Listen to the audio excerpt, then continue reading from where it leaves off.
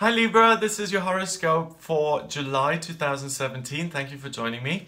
Now from the 24th of June until the 20th of August, the Sun, which is your identity, conjuncts Mars. Mars being the archetypal male principle. And when they conjunct each other, they occupy the same space and they blend their energies together. The Sun and Mars are both in Cancer and they're in your 10th house. Okay, so the Sun in Cancer means that you're going to be energized and you will feel strong and empowered when you focus on the emotional side of things, when you think about how you can nurture and support and help others, either physically, emotionally, or intellectually. And that Mars is also going to cause you to focus on the emotional side of things very much. Mars doesn't particularly like being in Cancer. Mars is much happier in Aries, the sign that it rules. It's much happier in a fire sign because then it gets to move forward. Okay, but Mars is in Cancer, so it's kind of forced to look at the emotional side of things. Your Mercury is also in Cancer in that 10th house, and the 10th house is career. Okay, so these three planets, they sit here for the, well, Mars and the Sun at least are conjunct all month, and what they do is they force you in your working life to be much more emotional than you would be usually, and to really think about the other people that are involved in what you're doing. Okay, so if you are a Libra who works as a doctor or as a healer, then you're going to be really satisfied and you're going to be really validated by the work that you do this month because you're nurturing and helping others. Okay, if you work for a company that sells scam credit cards which have you know, an interest rate of 2,000%, and you work in a call center and you sell these debt creating cards to people, you're going to feel a certain way about the job that you're doing and whether it helps people or whether it actually makes other people's lives more difficult. So for you Libra, this is check-in time. This is taking stock. Am I doing work that I'm proud of? Am I using my skills in a way that helps and supports other people? Or am I working in a field that actually creates more problems in the world and I'm making things more difficult? I know that's hard, and you've got to sometimes go into denial just to get to work every day. I mean, I've had lots of different jobs. I worked as a journalist, as a school teacher, in finance. And if I asked myself that in my finance job, am I nurturing people here? Am I helping them? The answer would have definitely been no. So that's why I left that job. But, you know, I took the job in the first place because it was an income. So Libra, you're going to experience the same kind of thing here, that you really start to have real clarity emotionally around your job, whether this is the job for you or whether it's not the job for you.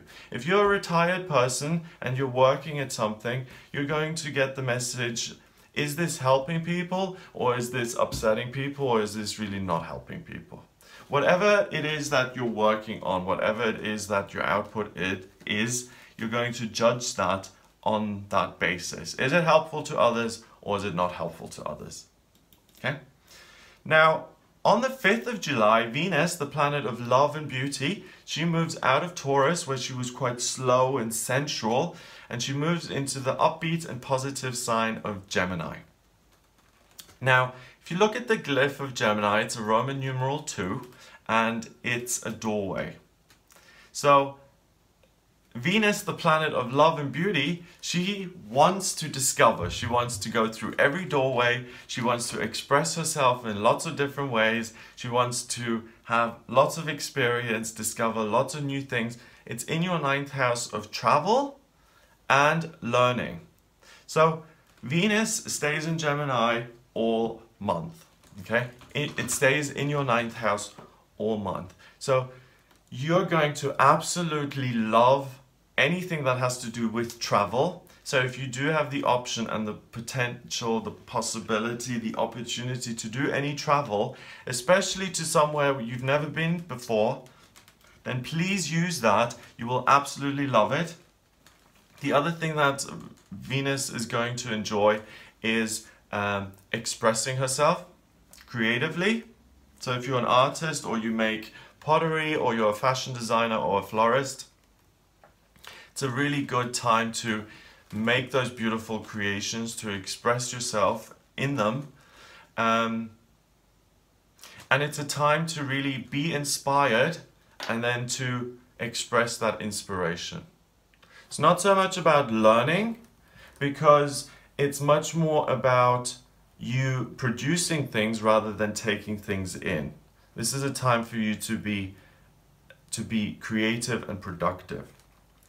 On the 7th of July, we have Mercury, the communication planet, moving into Leo, and it stays in Leo until the 26th of July, and it's in your 11th house of hopes and dreams. So Mercury was in Cancer, and it was very focused on, you know, the work that you're doing. How do I feel about the work that I'm doing?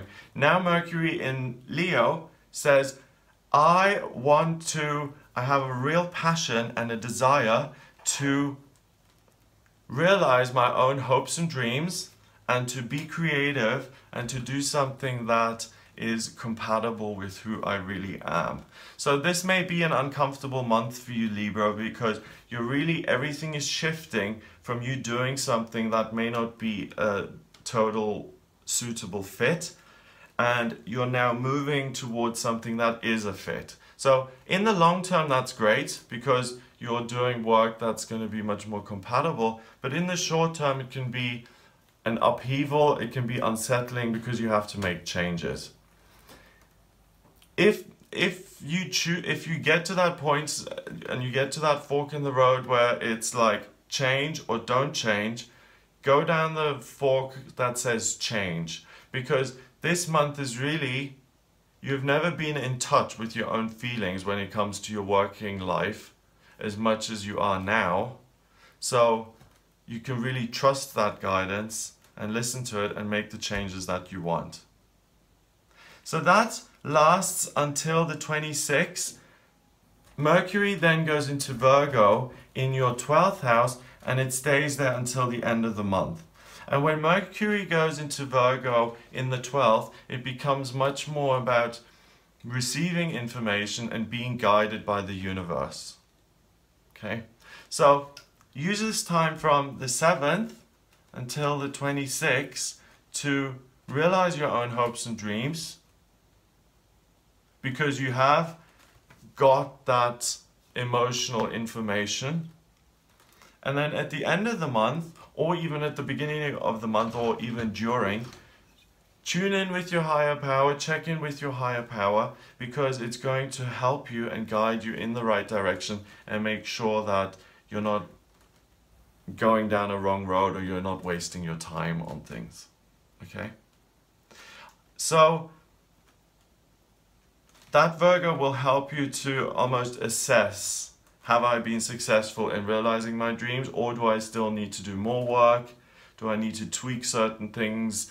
And that will last until the end of July and will continue on into August. Okay, so checking in on yourself is very good. On the 9th of July until the 26th of July, we have Mars squaring Uranus.